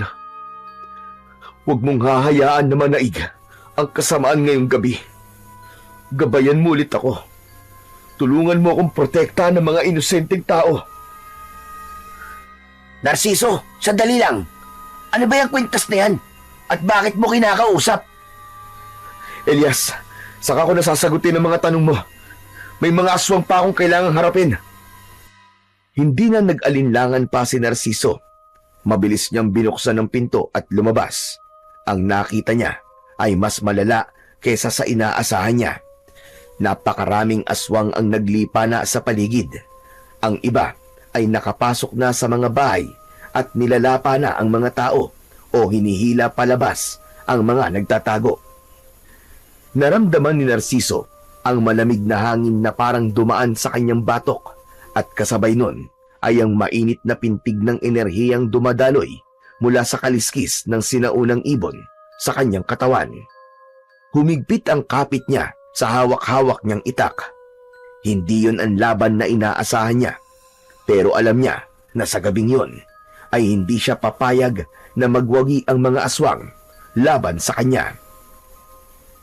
Nagtungo si Narciso sa isang bahay kung saan narinig ang pagsigaw ng isang matandang babae. Sa loob nun ay isang aswang ang nakaluhod sa ibabaw ng isang matandang babae. Ang matatalim nitong kuko nakabaon na sa balikat ng biktima. Hoy! Diablong buang! Ako ang harapin mo at huwag ang isang matanda! Nang lumingon ng aswang sa kanya, ay tinaga kagad ito ni Narciso sa leeg. Sa lakas ng puwersa niya, ay naputol ang ulo nito at tumalsik sa sahig. Sa isang sulok naman ay may isa pang aswang na hawak ang isang batang lalaki. Sinugod ito ng mabilis ni Narciso at sinaksak sa tagiliran ang aswang. Hinila niya ang bata palayo at 3 beses niyang sinaksak ang aswang sa dibdib at saka ito binawian ng buhay. Matapos yun, ay lumabas kagad si Narciso. 3 aswang ang mabilis na sumugod sa kanya. Sa halip na umatras, ay sinalubong niya ang mga yon ng buong tapang. Yumuko siya ng akmang kakalmutin siya ng isa at saka isinaksak niya pa itaas ang itak. Dumiretso ang itak sa panga ng aswang at lumusot sa bunganga nito, diretso sa bumbunan. Ang ikalawang aswang naman ay sinubukan siyang sunggaban pero tumalon siya sa kaliwa at nang lumagpas ang aswang sa kanya ay tinagpas niya ang likod nito gamit ang matalas niyang itak. Kasunod nun ay ibinaon niya ang itak sa likod ng ulo nito. Ang isa pang aswang ay nagawang makalmot sa balikat si Narciso. Sa kabila ng sugat na yon ay hindi siya natinag. Humarap siya sa aswang at malakas niya itong tinadyakan sa dibdib. Nang matumba ito sa lupa, ay ginilitan niya ito sa leeg. Sumirit ang dugo sa leeg ng aswang hanggang sa nalagutan yon ng hininga. Nagpatuloy si Narciso sa pakikipaglaban sa iba pang mga aswang. Naramdaman niya ang mainit na puwersa mula sa kwintas na nasa leeg niya. Tila ginagabayan siya nito at pinapatalas pa ang kanyang pakiramdam. Sa gitna ng pakikipaglaban ni Narciso sa mga aswang, ay nakita niya sa gilid ng mga mata niya si Elias na nakikipaglaban na rin sa mga aswang habang tanga ng isang matalim na itak. Mabilis na lumapit dito si Narciso nang mapatumba nito ang isang aswang. Elias! Anong ginagawa mo rito? Ako na ang bahala rito! Baka mapahamak ka lang! Hindi na pwedeng wala akong gawin, Narciso. Pagod na akong matakot. Pagod na akong magkubli habang pinapatay ng mga halimaw na to ang mga tao dito. Isang aswang ang sumugod kay Elias mula sa kanan. Sinalubong naman ito ni Elias at sinaksak ito direkta sa dibdib. Bumagsak ang nilalang habang dumadaloy ang maitim nitong dugo sa lupa. Tumayo si Elias sa gitna ng kalsada at malakas na sumigaw. Mga kababaryo! Huwag na kayong matakot! Lumaban na kayo! Atin ang baryong ito! Huwag nating hayaan na masakop nila ang lugar na pagmamay-ari natin! Isa-isang sumilip sa kanilang mga bahay ang mga tao. Ang ilan ay may hawak na sandata, gaya ng itak, matulis na kawayan, patalim at kung ano-ano pa. At sa isang iglap, tila nabuhay ang apoy sa dibdib ng mga tao. Magkakasabay na lumabas ang mga tao habang sumisigaw. Agad na pinagtulungan ang mga aswang ng mga tao. Nagkatinginan sina Narciso at Elias. Muli silang nakipaglaban sa mga aswang. Nagtulong-tulong sila na ubusin ang mga halimaw na nasa baryo na yon ng gabing yon. Dahil sa pagtutulungan ng lahat, makalipas ang ilang minuto, ay wala nang natirang buhay na aswang sa baryo. May ilan mang namatay sa mga tao, pero mas marami pa rin ang namatay na mga aswang. Nakangiting napaupo si Narciso sa lupa. Pagod na pagod siya, pero mas lamang ang kasiyahan sa kanyang puso. Sa kanyang harapan ay nakatayo si Elias na pagod din pero nakangiti. Sa wakas, nasaksihan ni Narciso ang pagsiklab ng tapang sa puso ng mga taong matagal nang nabuhay sa takot. Napakasaya niya dahil nagtagumpay sila na ipaglaban ang baryong yon mula sa napakaraming mga aswang. Makalipas ang ilang araw, ay wala ng mga aswang ang sumalakay sa baryo nina Elias. Dahil doon ay nagsagawa ang mga tao ng isang malaking pagdiriwang sa plaza. Ang mga mesa ay sagana sa iba't ibang masasarap na pagkain. May mga bote ng lambanog at tuba sa bawat sulok at ang musika ng gitara at tambol ay lalong nagbigay ng buhay sa gabi. Sa isang gilid ng plaza, nakaupo sa isang bangkong kahoy sina Narciso at Elias. Sa lamesa nila, may mga pagkain at bote ng alak. Pinapanood nila ang mga taong nagkakasiyahan at nagsasayawan. Narciso, maraming salamat sa iyo Kundi dahil sa iyo, hindi namin alam kung kailan pa kami maglalakas loob na lumaban. Malaki ang nagawa mo para magtagumpay tayo. Hindi ko naman mag-isang nilabanan ng mga aswang, Elias Lahat tayo ay nagtulong-tulong. Kung may dapat pasalamatan, tayong lahat yon. Pero ikaw ang nagsimula. Ikaw ang unang lumaban. At dahil doon, nakita naming lahat na kaya rin pala naming lumaban. Kaya nagpapasalamat talaga ako sa pagdating mo sa baryo namin. Akalain mo, sino mag-aakala na isang dating palaboy pala ang magtuturo sa aming lahat para maging matapang? Sana nagawa ko rin sa baryo ko ang nagawa ko rito. May pagtatakang napatingin si Elias kay Narciso. Sandali itong natigilan na para bang may nais itong sabihin sa kanya, pero tila nagkaroon ito ng pag-aalangan. Alam mo, Narciso, matagal na ako nahihiwagaan sa iyo Baka naman ngayong tapos na ang gulo dito, ay pwede mo nang ikwento sa akin kung sino kan talaga. Hindi kasi ako naniniwala na isang palaboy ka lang Napatingin si Narciso sa basong hawak niya na may lamang alak. Tinungga muna niya yon bago siya nagsalita. Tama ka. Hindi talaga ako palaboy noon. Sa baryong pinanggalingan ko, kilala ang pamilya namin sa paggamit ng mga agimat at anting-anting. Antingero ang ama ko at ang mga ninuno ko. Hanggang sa pinagkatiwalaan ako ng matandang babaylan sa amin ng isang ritual na taon-taong ginagawa sa lugar namin para sa masaganang ani. Napayuko si Narciso at bagyang nanginig ang kamay niya.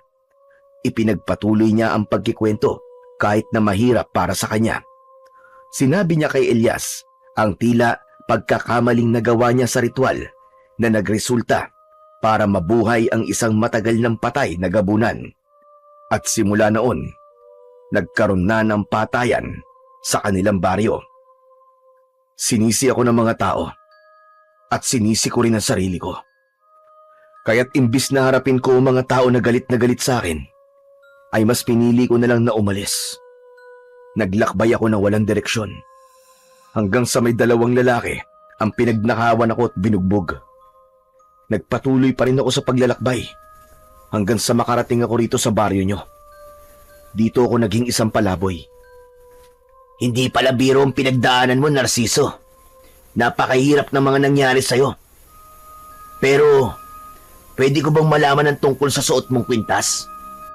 Bakit kinakausap mo yan bago ka sumabak sa laban sa mga aswang?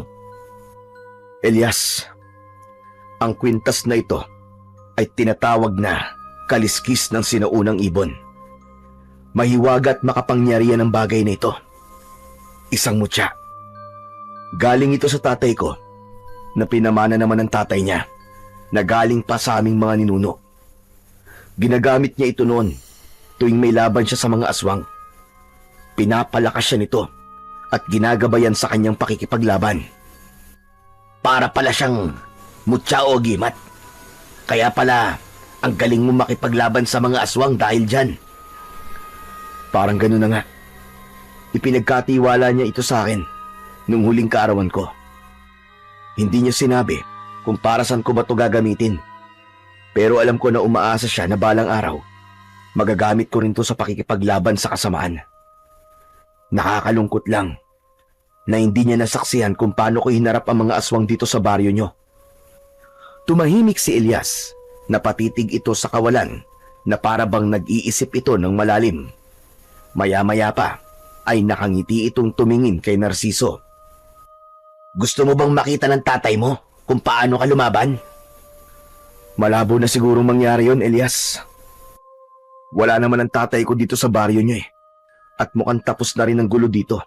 At sa tingin ko, ay wala nang aswang na babalik pa rito. Hindi yan ang ibig kong sabihin, Narciso. Hindi ba may gabunan na umaatake sa baryo niyo? Hindi ba't yun ang sinasabi mong dahilan kung bakit ka umalis doon? Bakit hindi tayo pumunta ron? Hanapin natin yung gabunan. Kapag ginawa mo yun, ay paniguradong makikita ng tatay mo kung paano kang lumalaban. Napabuntong hininga si Narciso habang bakas ang pag-aalangan sa kanyang mga mata. Hindi, ayoko nang bumalik doon. Galit ang mga tao sa akin sa baryo namin, Elias. Para sa kanila, ako ang dahilan kung bakit may mga namatay doon. Hindi ko alam kung may mukha pa ako maihaharap sa kanila matapos ang mga nangyari. Narciso, siguro oras na para bumalik ka sa baryo nyo. Kung may pagkakamali ka mang nagawa noon, baka ito na ang tamang panahon para itama yun. Hindi agad nakasagot si Narciso. Nakatitig lang siya sa basong hawak niya. Alam mo, Narciso, lahat naman tayo nagkakamali. Walang perpekto. Tao lang tayo. Pero ang kagandahan sa pagkakamali ay dito tayo natututo ng mga bagay na dapat nating matutunan at pwede mo pa itong itama. Kapag pinili mong harapin ang pagkakamali mo, ay doon mo makikita kung gaano ka kalakas. Parang may mabigat na bagay na bumagsak sa dibdib ni Narciso sa sinabing yun ni Elias.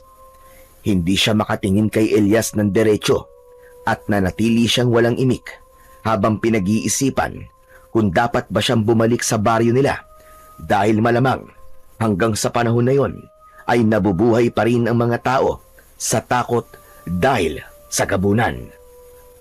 Sa mga sumunod na araw ay naging madalas ang pananahimik ni Narciso.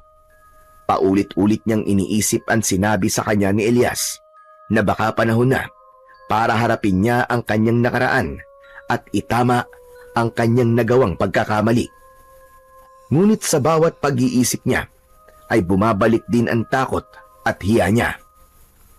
Ngunit isang gabi, sa gitna ng malalim na pagtulog, ay napanaginipan niya ang kanyang ama na nakaluhod sa lupa. Duguan ito at hirap sa paghinga habang inaatake ng isang nilalang na may mahahabang kuko at pulang mga mata. Sa panaginip ni Narciso ay humihingi ito ng tulong sa kanya habang nakatingin sa kanya. Nang magising si Narciso sa masamang panaginip na yon, ay doon niya napagtanto na kailangan na talaga niyang bumalik sa baryo nila. Kaya kinabukasan, sinabi niya kay Elias ang kanyang desisyon. Walang pag-aalinlangan na sinabi naman ni Elias na sasama ito sa kanya dahil nais din itong tulungan si Narciso gaya ng pagtulong na ginawa niya sa baryo ng mga ito. At makalipas lamang ang isang araw, ay nagsimula na silang maglakbay pabalik sa baryo ni Narciso upang tuluyan niya ng harapin ang gabunan at ang multo ng kanyang nakaraan. Umaga nang narating ni Narciso at Elias ang baryo ni Narciso. Napansin ni Narciso ang katahimikan ng paligid na hindi normal para sa kanya. May ilang tao silang nadaanan na nakakita sa kanila at kapansin-pansin ang matatalim na tingin ng ilan kay Narciso. Mukhang hindi ka na nga welcome dito ah. Ang sama ng tingin nila sa atin eh. Sabi ko naman sa iyo, Elias eh. Pero wag na lang natin silang pansinin. Malapit naman na tayo sa bahay namin. Patuloy lang sila sa paglalakad hanggang sa marating na nila ang bahay ni Narciso. Bahagyang naluwa si Narciso nang muli niyang nasilayan ang bahay kung saan siya lumaki at nagkaroon ng napakaraming masasayang alaala. Nakabukas ang pinto, kaya dere-derecho silang pumasok. Napahinto si Narciso nang makita niya ang tatay niya na nakaupo sa mahabang upuan habang mag-isang ginagamot ang mga sugat nito na halatang galing sa pakikipaglaban sa aswang. Napatingin din si Emilio kay Narciso na namuo ang luha sa gilid ng mga mata. Mabilis na tumayo si Emilio at niyakap siya nito ng napakaigpit. Tuluyan nang napaiyak si Narciso nang dahil doon. Anak ko, akala ko'y hindi na kita makikita. Salamat sa Diyos at nagbalik ka na. Patawarin niyo po ako, Itay. Kung umalis po ako nang walang paalam. Pinapatawad na kita, anak. Ang mahalaga ay buhay ka. Buhay ka at nandito ka na. Sa wakas, ang bigat na kinikimkim ni Narciso sa dibdib ay tila unti-unting gumaan. Sa gilid ay nakatayo si Elias at tahimik na pinagmamasdan ang mag-ama habang may ngiting nakasilay sa labi nito. Nang humupa na ang emosyon ng mag-ama, ay naupo na muna sila upang makapag-usap sila ng maayos. Agad na ipinakilala ni Narciso si Elias sa kanyang ama. Hindi niya kinalimutang sabihin dito kung paano siya tinulungan ni Elias at kung paano sila nakipaglaban sa mga aswang na nanggugulo sa baryo ni Elias. Hindi napigilan ni Emilio ang tuwa sa mukha nito nang malamang nagamit na ni Narciso ang kaliskis ng sinaunang ibon sa pakikipaglaban sa mga aswang. Makalipas ang ilang sandali, ay napunta na sa iba ang usapan nila. Narciso, anak, bakit ka nga ba biglang umalis noon? Alam mo ba na pinag-alala mo ko na sobra? Pasensya na po ulit, Tay. Alam ko po kasing galit po mga tao sa akin.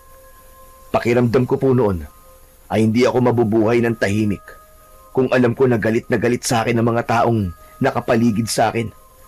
Kaya pinili ko na lamang po na umalis at magpakalayo-layo.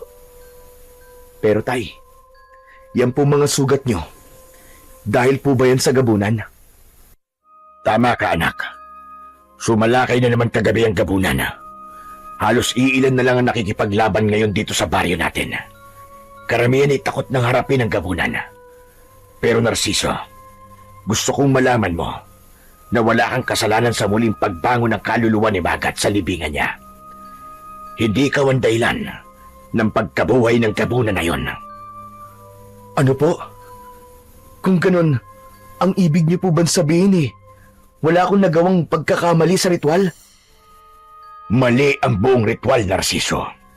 Lahat ng ginawa mo ay taliwas sa dapat na gawin tuwing nagkakaroon ng ritual sa masaganang ani. Lahat tayo ay walang nakakaalam sa totoong ritual dahil mag-isang ginagawa yon ni Apo Ignacio taon-taon. Ang totoo ay nilinlang tayong lahat ni Apo Ignacio. Ipinagawa niya sa iyo ang ritual na yon hindi para sa masaganang ani, kundi para buhayin si Magat. Ikaw ang ginamit niyang kasangkapan. Ikaw ang hinayaan niyang gumawa ng ritual na yon para ikaw ang sisihin ng mga tao.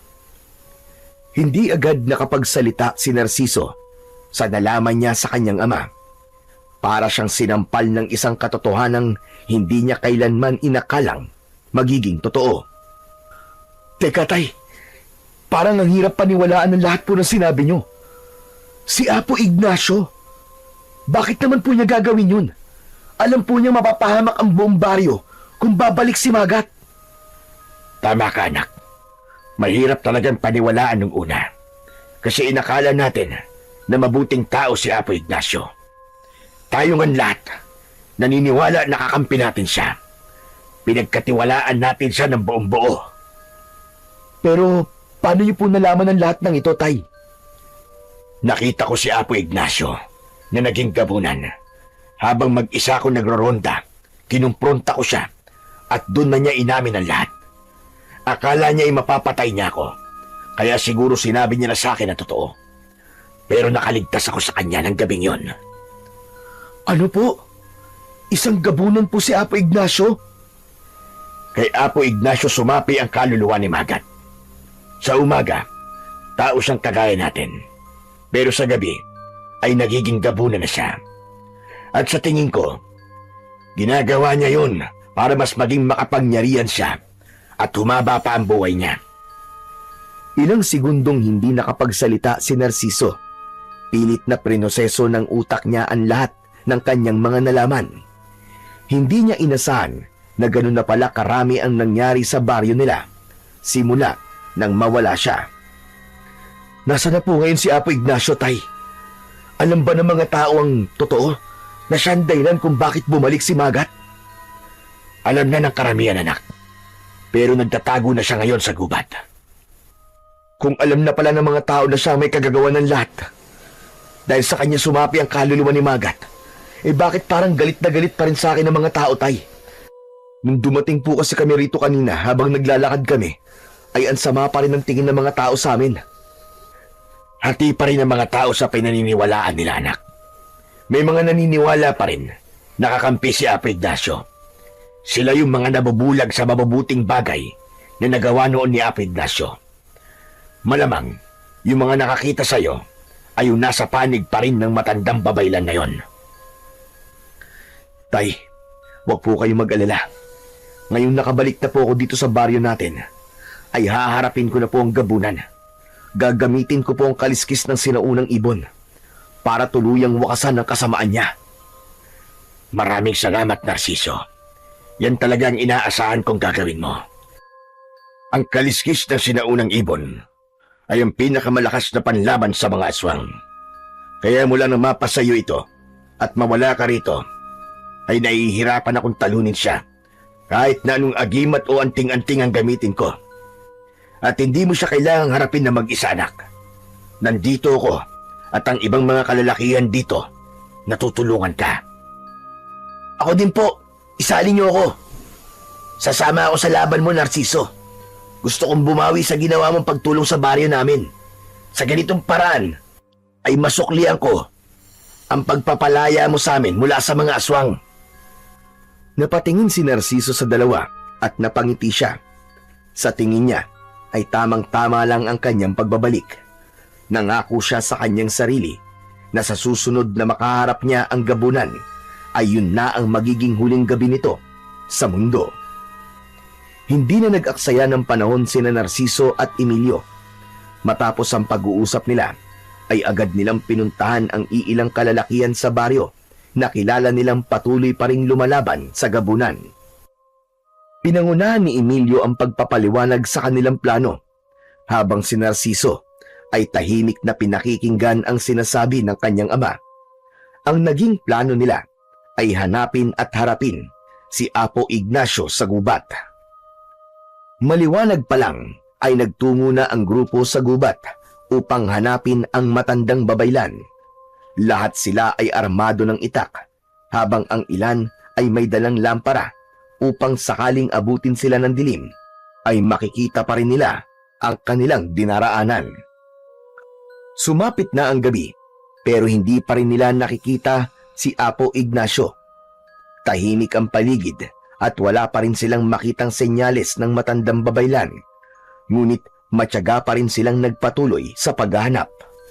Hanggang sa lahat sila ay napahinto nang mula sa likod ng isang puno ay lumitaw na ang kanilang hinahanap. Yun ay walang iba kundi si Apo Ignacio. Nakakatakot ang malaking ngiti nito na para bang inaasahan na nito na darating sila. Naaawa na ako sa inyo. Kanina pa kayo paikot-ikot dito sa gubat, pero kahit anino ko ay hindi nyo makita. Kaya ako na mismo ang nagpakita sa inyo. Walang hiya ka! Nilinlang mo kami! Aba, Narciso! Bumalik ka na pala. Sayang! Sana hindi ka na lamang bumalik at hinayaan mo na lamang akong patayin ang lahat ng tao rito, kasama ang ama mong si Emilio. Pinagkatiwalaan ka namin, tapos ganito ang igaganti mo. Ilang dekada na ako nagsilbi sa inyong lahat. Panahon na para unahin ko naman ang sarili ko. Ang pagbuhay sa kaluluwa ni Magat lang ang tanging paraan para mapahaba ko pa ang aking buhay at upang mas maging makapangyarihan ako sa inyo. May masama ba sa ginawa ko? Walang masama sa maghangad ng kapangyarihan. Pero mali ang paraan mo. Ibinuwis mo ang mga inosenteng buhay para lang sa pansariling kagustuhan mo, Apo Ignacio. Humahaba na ang usapan natin, Narciso. At sa totoo lang, ay nagsasayang lang tayo ng oras. Oras na para wakasan ko na kayong lahat. Sisiguraduhin kong walang makalalabas ng buhay sa inyo. Sa gubat na ito! Biglang nagbago ng anyo si Apo Ignacio. Naging kulay itim ang balat nito.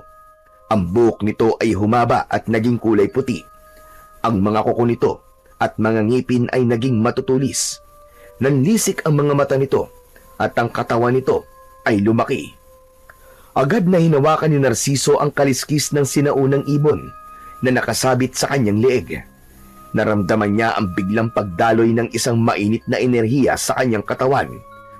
Para bang may apoy na bumalot sa kanyang mga kalamnan at nagpapalakas sa kanya.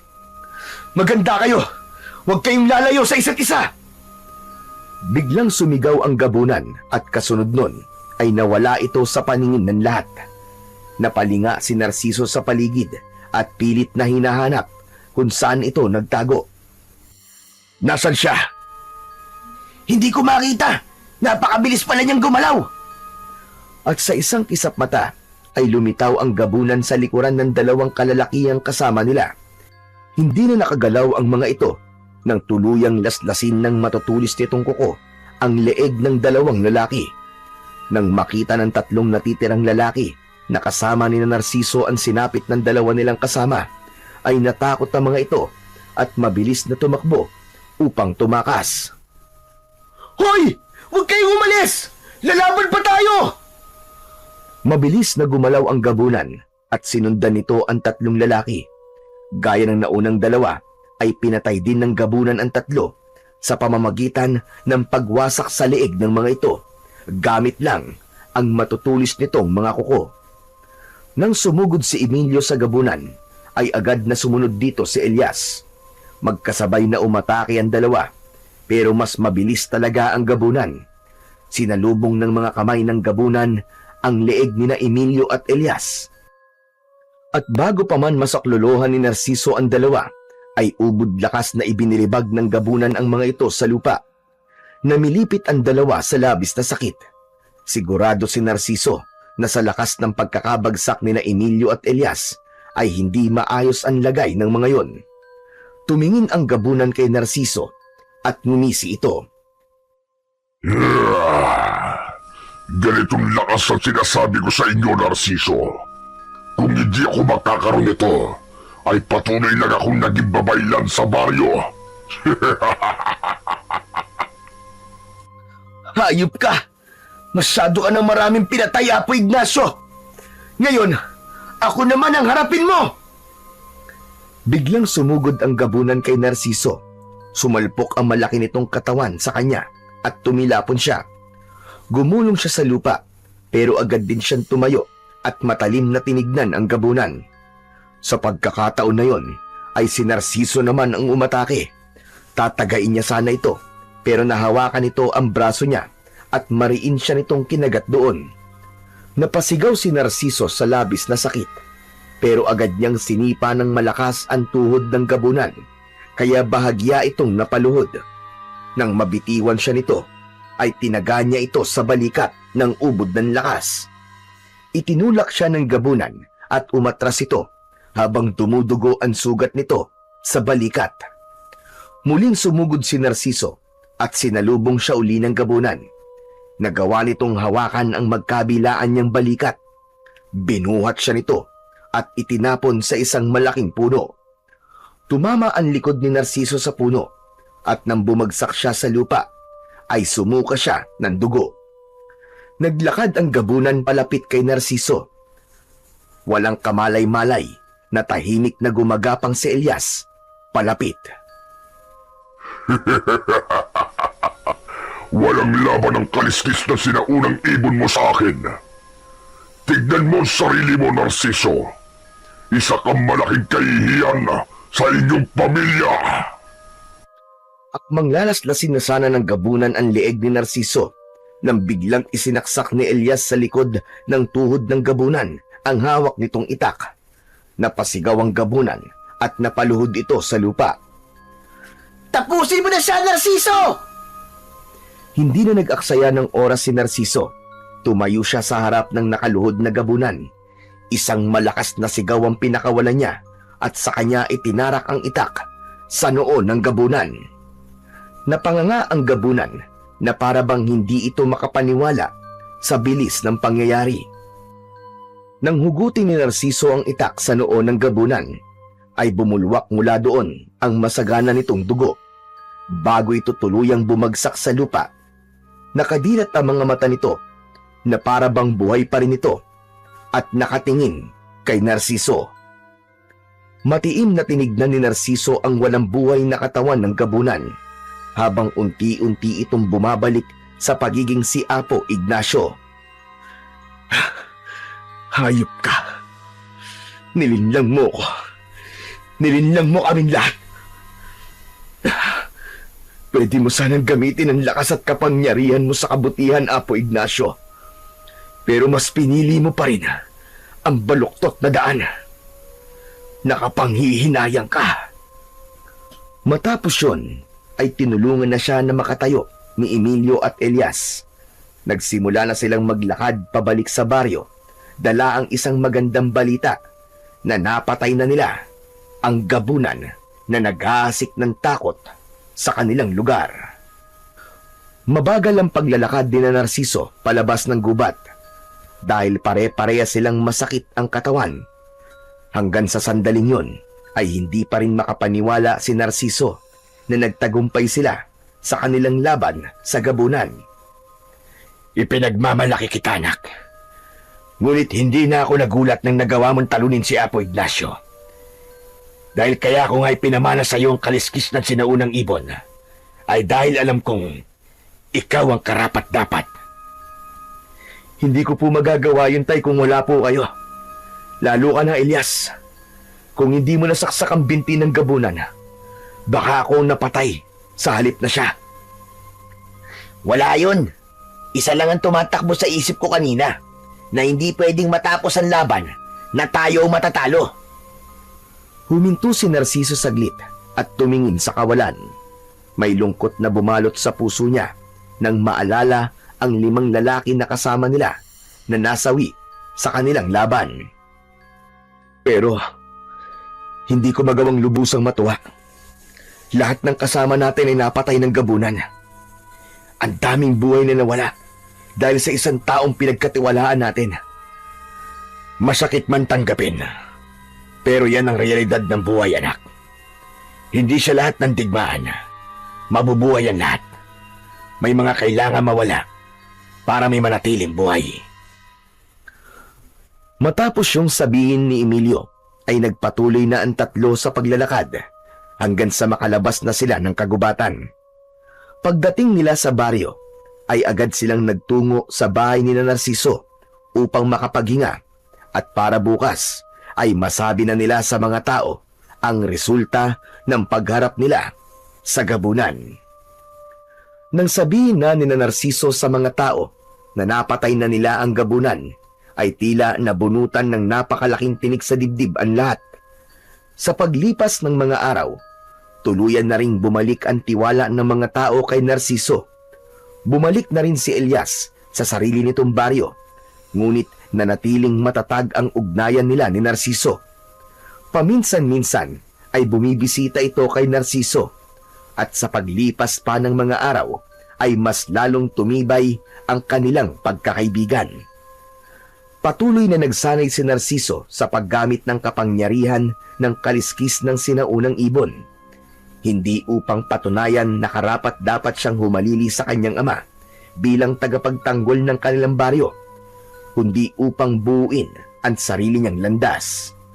Alam niyang hindi niya kailangan mabuhay sa anino ng kanyang tatay dahil meron siyang kakayahang lumika ng sarili niyang pangalan at kapalaran.